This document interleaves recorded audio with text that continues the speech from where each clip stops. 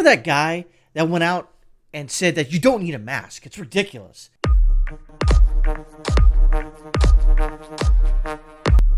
And then he said, well, I said that because I wanted to get the medical professionals to get the mask first.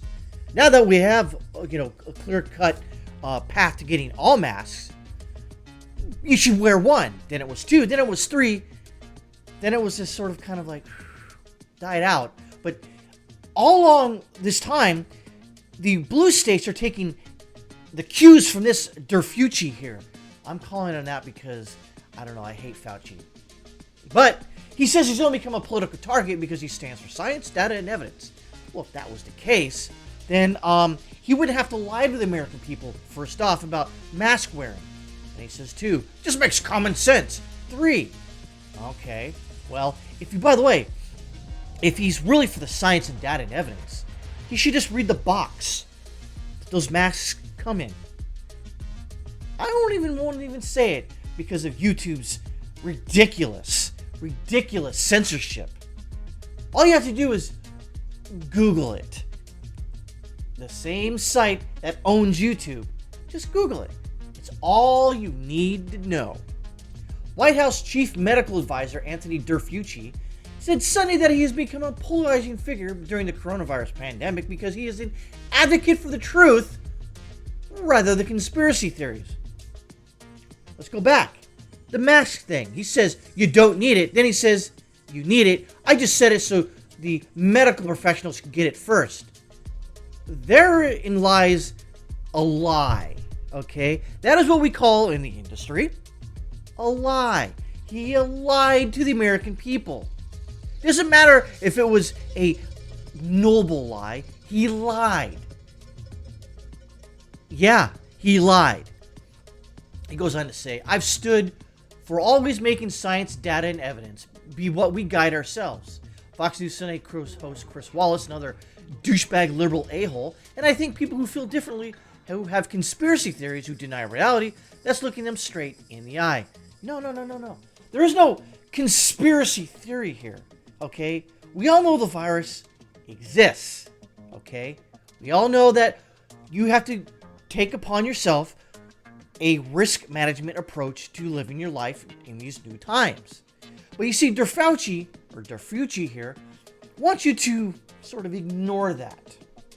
Okay? He knows that there's things out there that are, how do I say this?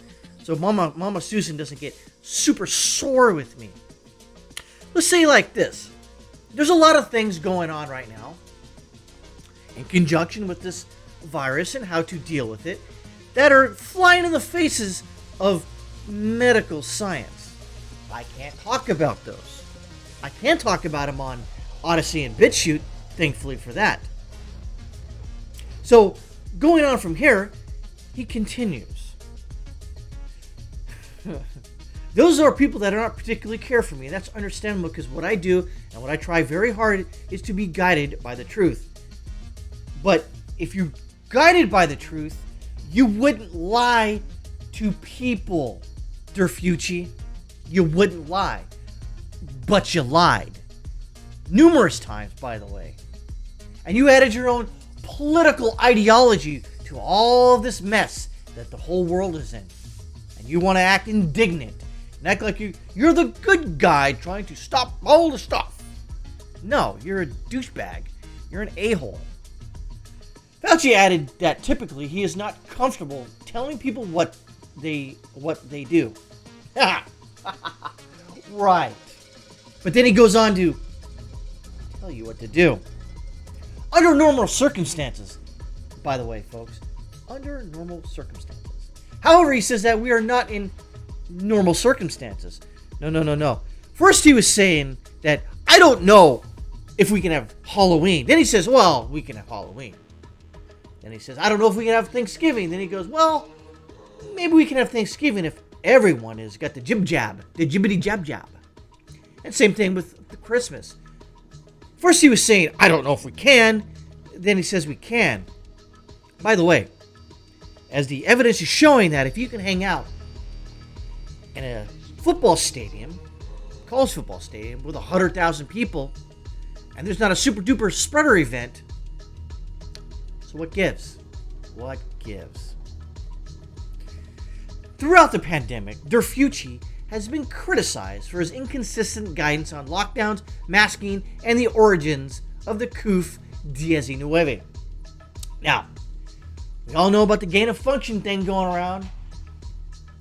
We know that he's sort of tied to it. Fauci's leaked emails from earlier this year showed his private conversations contradicted his public comments about the virus. This included his acknowledgement in June that the lab leak theory was plausible after previously shutting down such claims. Over the summer, he even told MSNBC's Rachel Maddow that attacks on me, quite frankly, are attacks on science. So, what we can gain from this, or can glean from his statements, is that you question him, you're attacking science, and you're a conspiracy theory. No. You see, I'm an American citizen. I can challenge this motherfucker any goddamn time I feel like it.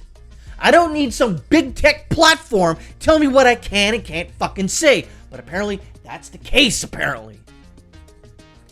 But I can't question this son of a bitch, because he's a doctor. I can ask for a second opinion. But apparently, Mama Susan and all big tech platforms out there don't like it when you ask for a sensible second opinion. Because why should we just ask for a second opinion? We can ask for a technocrat such as this piece of shit right here. This a-hole that says he's rooted in science, data, and evidence. But he lies to you constantly. So is he lying then? Or is he lying now? Or is he lying the whole time? I don't know. But the fact remains is that you should challenge this son of a bitch. You should challenge the narrative. You have to challenge the narrative out there. If you don't challenge the narrative, then this son of a bitch right here will continue to be in charge and will continue to ruin and control your lives.